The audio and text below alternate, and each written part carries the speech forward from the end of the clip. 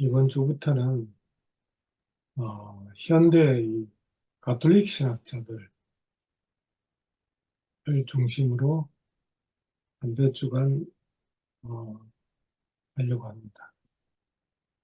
제일 처음에 이제 나오는 사람은 우리한테는 좀 생소하지만 가톨릭 신학계에서는 이제 아주 유명한 사람이에요.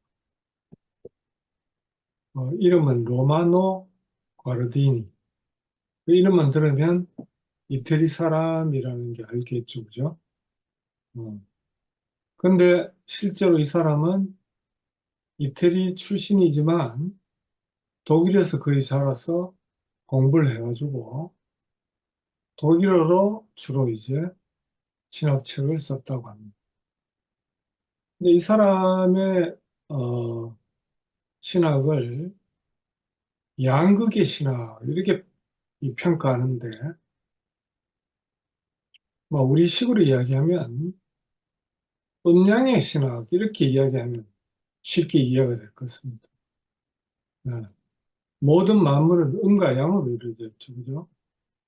그러니까 대립되는 것으로 조화를 이루고 있기 때문에 그래서 이제 어, 이 대립 구조를 이제 어, 이 실제에 지배된다. 즉 인간의 삶은 대립자들이라는 실제에 지배된다고 생각해요. 그런 빛이 있고 어둠이 있고 또 죽음이 있으면 탄생이 있고 뭐 이런 여러 가지 이제 대립되는 것들이 이 실제의 본질을 이루고 있다. 그렇게 이제 생각했습니다. 근데 이제 동양 사상하고 조금 다른 거는 이 생명체의 고유한 형태도 대립자가 일치하는 데 있다는 사고를 신하게 됩니다. 그러니까 이 일치라는 말이 정확하게 무엇인지를 잘 설명을 안 하고 있는데 주로 연합을 염두에 두지 않았느냐. 그렇게 이제 이야기를 할 수 있습니다.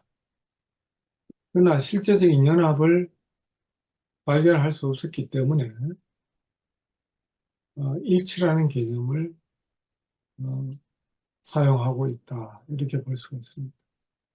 그러니까 뭐 교회 일치 운동 했을 때의 일치 그런 개념입니다. 모든 교회는 하나여야 된다. 근데 사실 이게 좀 애매모호한 개념이죠. 교회 일치 운동. 다 불가능해요. 한 번도 일치한 적이 없죠. 그죠? 음. 자, 그럼 이 사람의 이제 생애와 사상을 간략하게 살펴보도록 하겠습니다.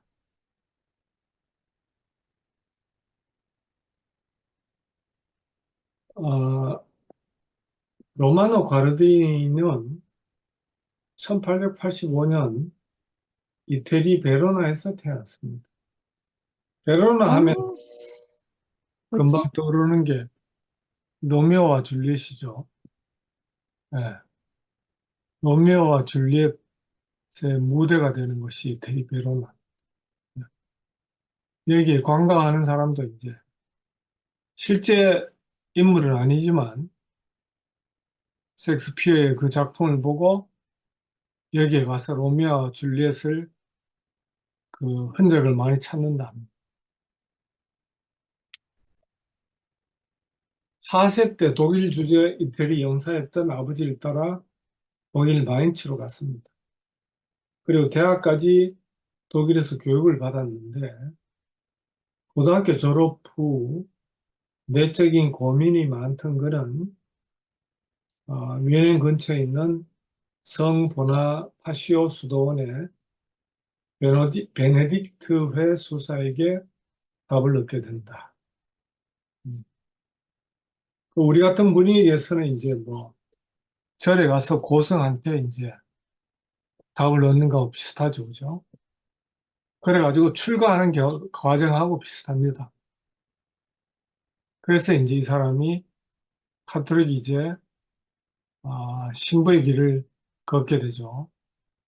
노인 데르포와 나는 토론했으며 지쳐 있었다. 나의 마지막 말은 이러했다. 이제 성경의 다음의 구절에 이르러야 하는데 그 예수님이 하신 말씀이 있죠. 그래서 자신의 영혼을 보존하자면 그것을 잃어버릴 것이다. 반면 그것을 선물로 내어주면 구할 것이다. 요거는 이제 가톨릭 번역입니다. 음. 그는 이제 이 순간 신앙의 의미를 발견하였으며 그 본질은 여기에 있다고 생각했다. 즉, 그것은 자신의 정신생활을 지탱해주는 버팀목을 자기 바깥에 두는 것이다. 이 가톨릭 신학의 특징이 이 외부 권위를 인정하는, 자기 밖에 있는 권위. 어, 그렇기 때문에 이제 이성보다는 계시에다가 더 큰 권위를 두고 있다. 이렇게 이야기를 하죠.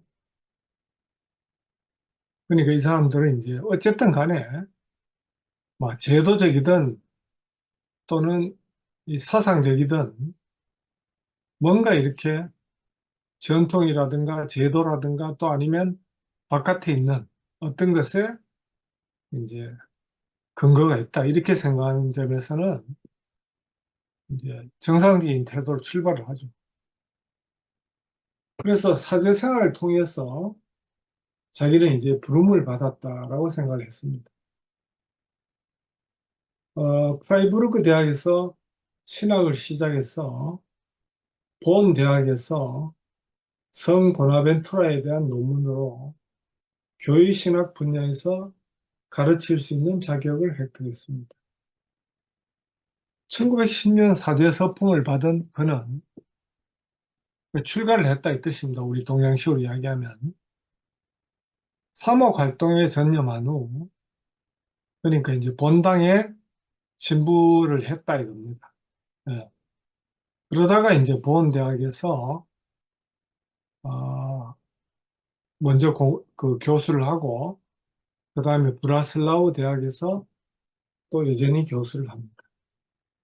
그때 이제 친하게 지냈던 사람이 막스 쉘러라는 사람인데 이 막스 쉘러는 철학에서도 주로 이제 철학적 인간학이라는 분야가 있습니다. 거기에 이제 아주 그 문을 연 사람으로 유명합니다. 음.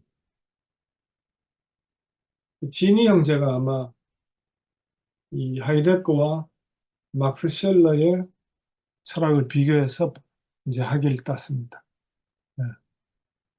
근데 이 철학적 인간학자들은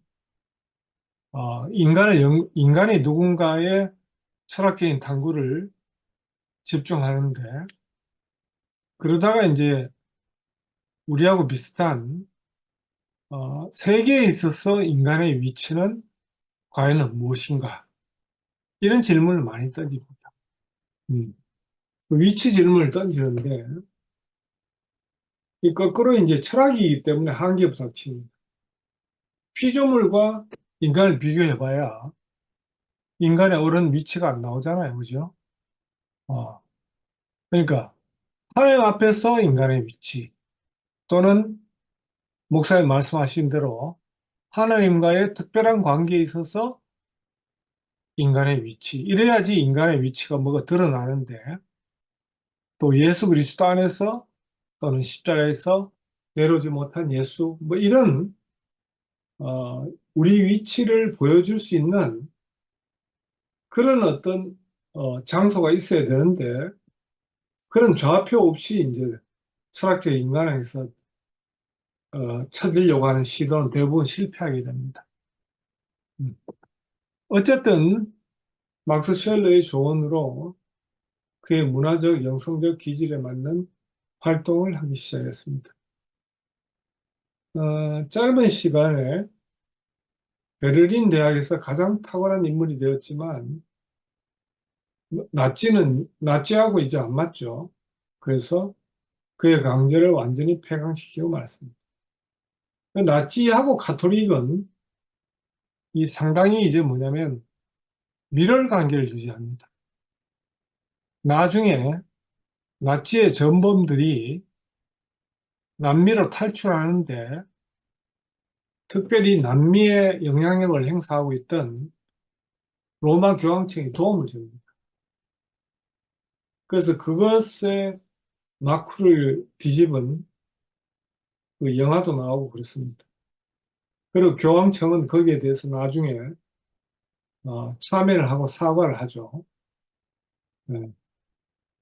근데 어쨌든 간에 음, 이태리 정부는 이제 그 당시 무솔리니니까 나치 때 이태리와 독일은 동맹 관계에 있었습니다. 그러나 어쨌든 이 사람은 이제 나치에 반대했던 성향을 가지고 있었기 때문에 폐강시켜버렸습니다. 근데 나치가 붕괴하자 이제 복귀하고 티빙엔과 뮌헨에서 강의를 지속하다가 1952년에 독일 출판계의 평화상을 수상했고 68년에 이제 세상을 떠났습니다. 이 사상은 이제 제일 중요한 게 대립이라는 말인데요. 그는 이제 당시에 이제 그 많은 학자들이 현상학이라는 것을 활용하는데 철학의 현상학.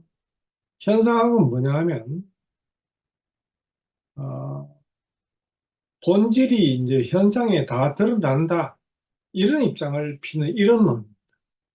어, 그 어떤 현상에 드러나냐 하면 특별히 이제 인간의 의식 현상에 모든 사물의 본질이 다 이렇게 직관될 수 있다. 이렇게 본 사상인데, 그러니까 이 실제에 대한 근본적인 구조를 자세히 보면 우리가 직관적으로 알 수 있다. 이렇게 봅니다. 근데 그게 뭐냐 하면 양극이다. 어, 그 동양식으로 표현하면 제가 말씀드린 것처럼 음과 양, 플러스와 마이너스로 돼 있다. 그리고 살아있는 모든 실제, 특히 인간의 삶은 대립자들이라는 실제에 지배된다는 점에 주목했다. 뭐 지배자, 피지배자, 선과 악, 뭐 이런 여러 가지 대립적인 구조, 남자와 여자, 뭐 이런 구조에 의해서 지배된다. 이 극성은 음, 인간의 삶과 관련된 모든 현상, 생물학적이고 생리학적 또는 감정적, 지적, 의지적 이런 모든 현상과 관련해서 그 삶의 현상적 형태, 나타나는 형태고 또 한편으로는 구조적이고 작용적인 형태이다. 근데 이런 총체적인 전망은 인간 이성에는 막혀 있다는 합리주의적인 사상이나 그 당시의 신학을 반대하죠. 왜냐하면 인간 이성은 치유될 수 없을 만큼 편파성으로 병들어 있기 때문이다. 이 병을 치료할 수 있는 치료제는 오직 하나밖에 없으며 그것은 바로 계시다. 그 전통이 이제 카톨릭 신학을 개성하고 있습니다. 이런 점에서. 그럼 계시란 무엇이냐? 이들이 생각하는 신적 계시가 없다면 인간 실존은 불완전할 수밖에 없다. 그는 대립자의 이론에서 자기 존재의 한계와 이를 극복할 수 없는 불가능의 다양한 형태를 보여주었다. 그러면서 이제 키르케코르를 많이 인용하고 있습니다. 그러니까 인간이 유한한 실존이기 때문에 절대자고 무한자 앞에서 우리가 이제 의존할 수밖에 없다. 그러니까 계시에 의존할 수밖에 없다. 이제 이런 이제 이야기를 하게 되죠.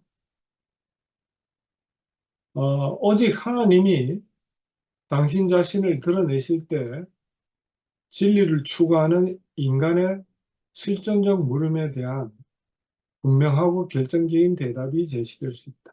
좀 어려운 말인데, 결과적으로 문제 뭐냐면, 빌립보서에 나오는 거, 하나님, 예수님께서 동등함을 여기시지 않고, 죄의, 죄의 형태로, 종의 형태로, 자기를 비우사, 낮추사, 뭐 이런 이야기를 합니다. 그거를 이제 이 카톨릭 신학이나 개신교식 신학에서는 하나님의 자기 비움 이렇게 해석을 합니다. 삼위일체론으로. 그러니까 성자와 동일 본절인 성부와 동일 본질인 성자께서 친히 동등함을 버리고 종의 형태로 내려오셨다 이겁니다. 왜? 우리를 구속하기 위해서. 정확하게 얘기하면 대속하기 위해서. 이렇게 생각하는 것이 전통 신학의 구속론 또는 속죄론입니다. 이 근거를 거기에 찾습니다. 그래서 말씀의 본성을 취하면서 실현되는 하나님의 자기 표명은 말이 좀 어렵지만 실제로 이야기하면 이 성육신입니다. 성육신. 그 밑에 나오죠. 그래서 하나님의 자기 비움의 한 예다. 성육신이. 하나님 말씀은 주목받지 않을 수 없으며 오해받을 수도 있고 심지어 스캔들을 일으킬 수도 있다. 이거는 이제 예수 사건을 염두에 둔 겁니다. 인간은 무서운 말과 사건 속에서 하나님의 말씀을 이해해야 되는데 이는 하나님이 신이 역사 안에서 한 인격체로서 인간을 만나러 오시는데 필수적인 조건이다.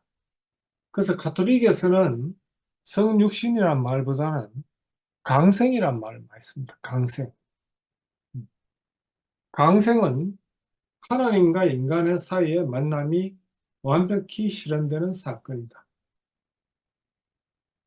인간이 되신 하나님은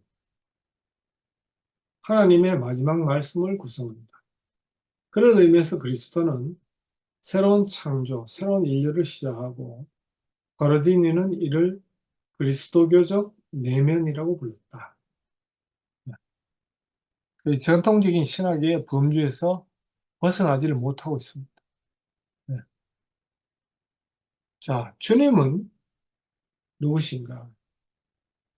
그의 양극 체제는 대립자들 사이의 균형을 이어주는 상위점을 요청하는데 그 지점이 예수 그리스도다. 신앙은 그리스도가 진리이심을 보고 말하는 것이다. 그분이야말로 하나님의 인격적인 표명이기 때문이다. 과르디니는 그분의 두 가지 본성, 그분의 인성과 인과관계, 대속, 그리스도 자아 등을 둘러싼 세계적인 논쟁, 신이냐 인간이냐 자유주의냐 정통주의냐 이런 데 관심이 없었다는 겁니다. 그리고 그는 그리스도 생애에 이어진 모든 주요한 사건 앞에서 주의 깊은 경청의 자세를 견지했다. 이 가톨릭 신부에게는 굉장히 뭐가 강조되느냐 하면 아까 이야기한 케노시스를 그 번역할 때 겸비라고도 번역합니다. 그러니까 겸손할 겸자에 자기를 낮춤, 비천한 비자를 써가지고 겸비 이렇게 해석을 많이 합니다. 그러니까 예수 그리스도의 본을 답을 받으려면 겸비해야 되죠. 사제들도. 그 다음 두 번째 또 중요한 것이 경청입니다. 경청의 자세가 무엇보다 중요하다. 이겁니다. 그래서 그리스도인은 그분에 대하여 어떤 판단도 내릴 수 없으며 의혹을 제기해도 판결을 내렸어도 안 되며 오직 그분만을 신뢰하며 전적으로 자신을 만져야 맡겨야 한다. 왜냐하면 오직 그분만이 영원한 생명의 말씀을 간지가 아니고 간직하기 때문이다. 태도 자체는 아주 기본적이죠. 어, 개혁주의 신학자보다 낫습니다, 오히려. 어, 신앙은 뭐냐면, 그들의 신앙은 그리스도교의 내용은 바로 그리스도이시다. 이런 이유로 인해서 인간과 그리스도의 관계야말로 모든 것이다. 자, 이까지는 이야기하는데, 이제 그러면 어떻게 그리스도와 예수가 만날 수 있는가를 이야기하는 신학자는 아무도 없습니다. 로마 가톨릭 신학자들도, 앞으로 보게 되는 몇몇의 신학자들도 그 만난다 해놓고 어디서 만나느냐? 결국 신앙만 강조합니다. 믿음 안에서. 그 다음 두 번째는 뭐냐? 봉사, 헌신. 그 이거밖에 이제 제시를 못합니다. 그러니까 이제 여기 그 다음에 나오죠. 그리스도인의 조건은 언제나 동일하다. 그리스도인의 삶은 언제나 모든 이들이나 어느 시대나 지극히 힘들고 난해하다. 그러니까 그분의 삶을 본받으려면 지극히 어렵고 난해하죠. 힘들죠. 그죠? 말씀을 이해하려고 하면 얼마나 난해합니까? 예수님의 말씀이 모순된 게 얼마나 많습니까? 그러니까 이제 이 사람들은 겸손해야 된다. 이렇게 이제 주장하죠. 유대인들은 예수의 현존을 느끼고 기적을 체험하고 말씀을 경청하는데 어떤 유리함도 갖지 못하였다. 오히려 불리했죠. 그들이 가지고 있던 전통과 규범이 예수를 영접하는데 방해를 했죠. 네. 그래서 과르디니는 무신론과 세속화, 과학 기술로 점철된 이 시대에도 그리스도인의 상황은 그렇게 나쁘지만 않았다. 그때보다는 낫다 이거예요. 초대교회 시대보다. 그 사실 우리가 이 구속의 복음을 선포하는데 뭐 난관이 있습니까? 솔직히 말해서. 제약이 없습니다. 어, 누구도 이렇게 예수를 이야기하나 저렇게 예수를 이야기하나 적어도 한국 사회에서는 자유롭습니다. 그걸 오히려 뭐 이상하다 뭐다 매도하면 그게 오히려 이상하죠. 그죠? 왜냐하면 누구나 다 신앙과 사상과 표현의 자유가 있잖아요. 뭐 중세의 풍요로움에 비해서 우리는 가난하다고 바로크 시대의 신앙이 보여준 열광적인 충만함에 비해서 우리는 가난하다고 느낀다. 하지만 우리는 가난함을 사랑한다. 그 엄격함 속에 정신의 순수함이 담겨 있다. 자, 요 밑에 이야기하는 거는 목사님 말씀하고도 비슷합니다. 불필요한 것을 단순화하고 그것으로부터 해방되는 과정은 자연 세계와 그리스도 세계도 이제 각성했다는 사실과 긴밀히 연결된다. 이미 전통적인 규범이 적용 안 된다는 사실은 다 알고 있습니다. 이미 다. 근데 대안을 못 찾았을 뿐이다 이거죠. 그럼 교회는 무엇이냐? 신앙이 개별 사람에게 일치를 회복하여 주듯이 교회는 사회의 일치를 선사해야 됩니다. 그러니까 이제 기독교 문화권이니까 특히 로마 가톨릭에 속해 있으니까 그 영향력이 얼마나 막대합니까? 그죠? 특히 라틴권에는 게르만권이 아니라 라틴권은 거의 뭐 로마 가톨릭이 거의 지배하고 있죠. 아직도. 스페인, 이태리, 프랑스, 남아메리카 뭐 전부 다 이제 로마 가톨릭 사회 아닙니까? 음. 그래서 그는 홉스부터 근대 철학자들이 주장한 사회는 계약이나 협약의 결과가 아니라는 거예요. 로마 가톨릭이 표명하는 그 사회는 그 바울이 이야기하는 몸과 머리의 관계, 그리스도의 머리와 교회는 몸이다 하는 이런 것들을 사회 유기체설이라고 합니다. 그러니까 가톨릭의 세계관은 성경에 나오는 유기체적인 사회관입니다. 그렇기 때문에 사회계약론은 거부되죠. 사회계약론은 사회원자론에 바탕을 두고 있습니다. 여기까지만 하고요. 사회는 인간 본성 안에 새겨진 요청에서 유래하는 직접적인 귀결이다. 인간의 본성이 사회적이기 때문이죠. 그럼에도 불구하고 갈등이 왜 생기느냐 이거예요. 그래서 그 갈등은 이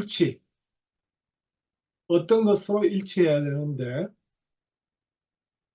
이제 정치, 사회, 문화, 종교 여러 가지 종교로만으로는 안 된다 이겁니다. 그리고 이 사람은 또 종교를 어, 단순히 인간 능력을 넘어서지 않는다 이렇게 봅니다. 그러니까 교회와 다른 종교, 카톨릭과 이제 다른 종교를 이제 구분하고 있다 이 뜻이죠. 이러한 회복은 오직 교회를 통해 그리스도로부터 유래한다. 대부분의 현대 기독교 사상가들은 기독교를 종교와 분리를 합니다. 바르트도 그렇고 본헤퍼도 그렇고 많은 사람들이 몰트만도 그렇고 기독교는 종교가 아니다. 그럼 뭐냐? 계시다. 이제 이렇게 이제 구분하려고 애를 씁니다. 근데 다른 문화권에서 보면 웃긴 소리 하고 있네. 아니, 제도와 규칙과 교리를 가지고 있는데 왜 종교가 아닙니까? 우스운 이야기죠, 그죠? 근데 자기들은 이제 그렇게 얘기합니다. 다른 종교와 기독교라는 종교를 구분하기 위해서 다원주의 사회가 되니까, 우린 종교가 아니야. 그렇게 얘기합니다. 근데 이제 종교학자들은, 웃기지 마시오. 가장 배타적인 종교요. 유대교만큼이나 배타적인 종교가 기독교요. 이렇게 이제 얘기를 합니다. 이러한 회복은 오직 교회를 통해 그리스도로 유래한다. 이때 그들이 이야기하는 교회는 로마 가톨릭 교회입니다. 그러니까 일치가 왜 실패하냐면 로마 가톨릭 중심으로 다시 일치해야 된다. 이렇게 이야기합니다. 자기들이 종갓집이기 때문에 건강한 사람들은 다 돌아오라 이겁니다. 그러니까 누가 돌아갑니까? 네. 그는 교회를 그리스도께서 역사 안에 인류에게 씨를 뿌리신 제도로 규정합니다. 이 생명을 제도로 규정하니까 이거 자체가 모순을 대해보죠, 그죠? 음. 여기다가 제도 대신에 생명이란 말만 였으면 훨씬 더 이제 사람들이 접근하기 쉬울 건데 제도로 규정합니다. 그래서 교회는 모든 인류를 포괄한다. 말이 안 되죠. 제도가 어떻게 모든 인류를 포괄합니까? 도저히 안 되는 거죠.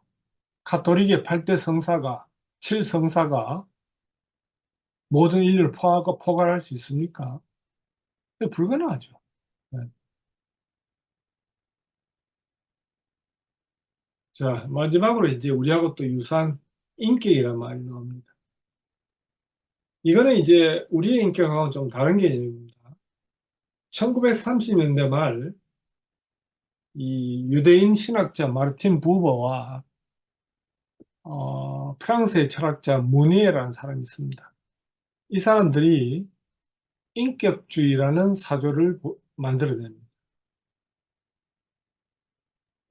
이거는 뭐냐면 당시의 사회가 실존주의와 사회주의로 양극화되거든요. 근데 이 실존주의는 알고 보면 극단적 개인주의입니다. 네, 극단적 개인주의. 내 문제가 해결 안 되면 아무것도 안 된다 이거예요. 이 말입니다. 사회적 문제를 해결한다고 해서 내 문제가 해결되느냐? 예를 들어서 죽음 앞에 서 있는 나의 불안과 공포를 사회복지제도가 해결해 줍니까? 안락사 제도가 해결해 줍니까? 못 해준다는 말입니다. 이게 실존주의 핵심입니다. 쉽게 이야기하면. 우리에게 가장 절대적이고 실존주의 물은 뭡니까? 죽음 아닙니까? 그죠? 그 죽음 문제를 어떻게 해결해 줍니까? 제도가, 사회가. 그래서 이 사조는 사회주의에 대항하여 인격에 대한 절대적 가치, 옹호. 사회주의는 인격도 상대주의적으로 봤죠. 왜? 계급에 따라서 인격의 가치가 달라진다. 그럼 무계급 사회에서는 인격의 가치가 동일해지느냐? 안 그렇습니다. 거기에는 능력에 따라서 다르고 필요에 따라서 다르다. 이렇게 경제적으로 환원을 해버립니다. 인격을. 근데 인격이 경제로 환원이 될 수 있습니까? 안 됩니다. 네. 실존주의에 대항해서 인격을 공동체와 연결됩니다. 실존주의에게 굉장히 결여된 것은 공동체 사상이거든요. 그래서 이제 거기에 대한 본질적인 결속에 대한 긍정적이라는 이중적 목적을 가집니다. 근데 과르디니는 이 인격의 실체를 쉽게 규명을 못합니다. 그래서 이 복잡한 이야기를 합니다. 네 가지 구조, 형상, 생명, 심리, 실체를 가지고 있는데 인격은 다양한 구조와 역할의 단일체다 이겁니다. 주체이다 이거죠. 그런 의미에서 형상이다. 이런 말씀입니다. 이 형상이란 말은 굉장히 좀 어려운 말인데 철학적으로 음, 뭐 기본적으로 이제 그 뿌리는 역시 하나님의 형상이란 말이 들어있어요. 예. 그 구조의 단일함은 그 중심에 의해 규정된다. 이 중심이 생명이다. 인격의 중심이 생명이다. 근데 이때 이 생명은 그리스도의 생명이라기보다는 좀 생물학적 생명이에요. 생물학적 생명. 네. 인격은 의식과 의지, 문화, 자유라는 심리 현상을 가지기 때문에 심리이다. 생명 현상 중에서도 특이한 생명 현상이 심리 현상이죠. 인간이 가지고 있는 생리 현상 중. 그래서 인간에게는 심리 현상이 나타납니다. 그 다음에 이제 어, 이 사람은 실체를 어떻게 이야기하냐면 존재론적인 완전 상태와 불가침성을 통해 충만한 자기 자신을 가지기에 실체이다. 이런 어려운 말을 합니다. 그러니까 인간이 영적으로 충만해지면 어떤 실체성에 도달한다. 완결성에 도달한다. 뭐 이런 표현입니다. 철학적인 표현. 인격은 하나님이 아니면 유한한 인격으로 존재할 수 없다. 왜냐하면 하나님이 나를 창조하셨고 오직 그분 안에 내 삶의 궁극 의미를 발견할 수 있고 나는 그분과의 관계에서만 실제할 수 있기 때문이다. 내 존재는 본질적으로 하나님이 나의 너라는 말은 이제 당신 이런 말입니다. 그죠? 유라는 사실의 바탕을 두고 있다. 하나님께서 성부께서 진정 너라고 말씀하시는 분은 성자이시다. 그리고 그리스도인이 된다는 것은 그리스도의 실존성 안으로 들어가는 것이다. 그러니까 예수 안에 들어가야지만 하나님이 너라고 부를 수 있는 그런 존재가 된다는 겁니다. 그리스도 안에서 다시 태어난 인간은 성부께 다시 거꾸로 당신 이렇게 이제 돌려드린다는 것, 말씀드린다. 인간은 자신을 그리스도 앞에 두지 않고 그분 안으로 들어가 그분과 더불어 만남을 이룬다. 그리스도는 우리의 모든 것이라기보다는 하나의 성부를 만나기 위한 매개체 정도로 생각하는 그런 사상이 현대 가톨릭 신학의 사상입니다. 예, 이상입니다.